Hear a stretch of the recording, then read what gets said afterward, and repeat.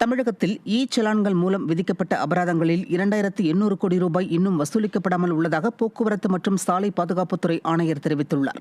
வாடகை வாகனங்களுக்கு சலான் மூலம் விதிக்கப்படும் அபராதங்களில் 43 முதல் 48% வரை மட்டுமே வசூல் செய்யப்படுவதாகவும், கைபேசி எண் மாற்றம் உள்ளிட்ட பல்வேறு காரணங்களால் SMS மூலம் அனுப்பப்படும் சலான்கள் உரிய வாகன உரிமையாளரிடம் போய் சேருவதில்லை என்றும் அவர் தெரிவித்தார்.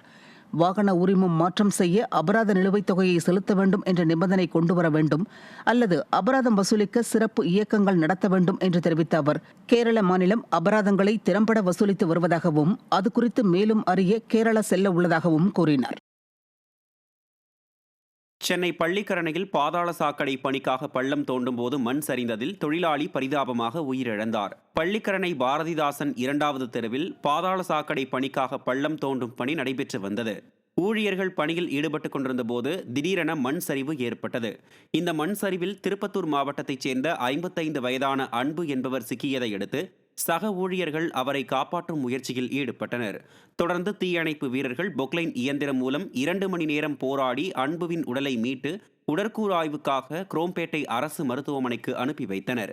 நிர்வாக திறனற்ற ஸ்டாலின் ஆட்சியில் போதிய பாதுகாப்பு அம்சங்கள் இன்றி பணி நடைபெற்றதே தொழிலாளியின் உயிரிழப்புக்கு காரணம் என குற்றம் சாட்டப்படுகிறது.